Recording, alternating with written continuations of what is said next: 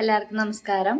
അപ്പം ഇന്ന് ഉച്ചക്ക് ചോറിനാൻ നോക്കിയപ്പോൾ ചിക്കൻ കറിയാണ് കേട്ടോ. ഇന്നലെ രാത്രി ചിക്കൻ കറി കൂട്ടി, ഇന്ന് രാവിലെ കൂട്ടി. അപ്പോൾ എനിക്ക് ചോറിനാൻ തോന്നിയില്ല. അപ്പം ഞാൻ വിചാരിച്ചെന്നാൽ ചമ്മന്തി ഉണ്ടാക്കാം. ഉണക്കച്ചെമ്മീനുണ്ട്. അപ്പോൾ അടിപൊളിയായിട്ടൊരു ചമ്മന്തി ഉണ്ടാക്കി കാണിച്ചു തരാം കേട്ടോ. നിങ്ങൾ ചിലപ്പോൾ ഉണ്ടാക്കേണ്ടതായിരിക്കും, എന്നാലും ഒന്ന് കണ്ടുപോയിക്കോ. ആ ചമ്മന്തി മാത്രം ഉണ്ടെങ്കിൽ നമുക്ക് അടിപൊളിയായിട്ട് ചോറിനാട്ടെ. പിന്നെ ആർഭാടത്തിന് വേണമെങ്കിൽ ഒരു മുട്ട പൊരിച്ചൊക്കെ സൈഡിൽ വെക്കാം. അപ്പോൾ നമുക്ക് ചമ്മന്തി ഉണ്ടാക്കണം എങ്ങനെയാണെന്ന് നോക്കാം. അതിന് വേണ്ടിയിട്ട് ആദ്യം തന്നെ ഒരു ചട്ടി അടുപ്പത്ത് വെച്ച് കൊടുത്തിട്ടുണ്ട് കേട്ടോ.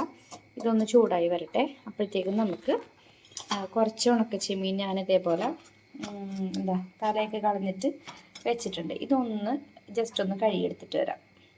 അപ്പോഴത്തേക്കും നമ്മുടെ ചട്ടി ചൂടായി വന്നിട്ടുണ്ട്. ഇതിലേക്ക് കുറച്ച് വെളിച്ചെണ്ണ ഒഴിച്ചു കൊടുക്കാം. വെളിച്ചെണ്ണ ഒഴിച്ചിട്ട് അതൊന്ന് ചൂടായി വരട്ടെ. ജാറെടുത്ത് വെച്ചിട്ട് അതിലേക്ക് ഒരു 10 ചുവന്നുള്ളി എടുത്തിട്ടുണ്ട്, ഒരു 5-8 ഉണക്കമുളക് കൊടുത്തിട്ടുണ്ട്. അത് നമുക്ക് ഇതിലേക്കൊന്ന് ഇട്ട് കൊടുക്കാം. നിങ്ങൾക്ക് പുളി വേണമെങ്കിൽ വെക്കാം കേട്ടോ. ഞാൻ പുളി വെക്കുന്നില്ല, കാരണം എനിക്ക് പുളിനോട് വലിയ താല്പര്യമില്ല.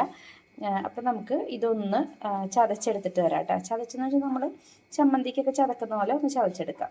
അങ്ങനെ നമ്മൾ ഉള്ളി മുളകും ചതച്ച് ഇവിടെ വെച്ചിട്ടുണ്ട്.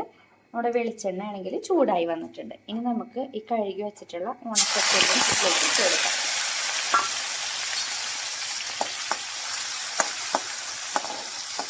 നമ്മൾ കഴുകി വാരിയേക്കുന്നതുകൊണ്ട് വെള്ളത്തിൻ്റെ അംശം ഉണ്ടാകുന്നതുകൊണ്ടാണ് അങ്ങനെ ഇതാവുന്നത്.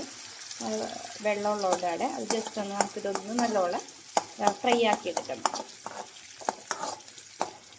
ഇതൊന്ന് ഉണക്കച്ചെമ്മീൻ ഒരു പകുതി മൂത്ത് വരുന്ന സമയത്ത് നമുക്ക് ചതച്ച് വെച്ചിട്ടുള്ള ഉള്ളിയും മുളകും കൂടി ഇതിലേക്ക് ഇട്ട് കൊടുക്കണം.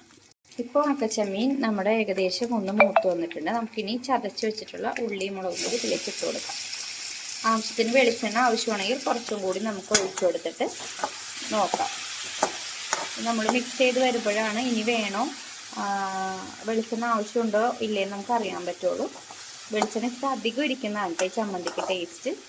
നമുക്കിതൊന്ന് നല്ലപോലെ വഴറ്റിയെടുക്കണം. ഇതിലേക്ക് പാകത്തിനുള്ള ഉപ്പും കൂടി ചേർത്ത് ഇനി ആവശ്യത്തിനുള്ള ഉപ്പ് ഇട്ട് കൊടുത്തിട്ട് ഒന്നും കൂടി വഴറ്റി നല്ലപോലെ ഒന്ന് മൂപ്പിച്ചെടുക്കണം. അപ്പം നമുക്ക് വേണമെങ്കിൽ ഇച്ചിരി കൂടി വെളിച്ചെണ്ണ ഒഴിച്ചു കൊടുക്കാം കേട്ടോ.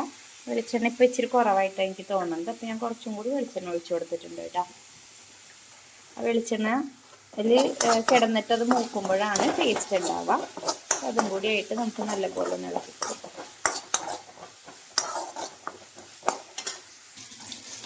ഇപ്പം നമ്മുടെ ചമ്മന്തി ഏകദേശം നല്ല അടിപൊളിയായിട്ട് മൂത്ത് വന്നിട്ടുണ്ട് കേട്ടോ.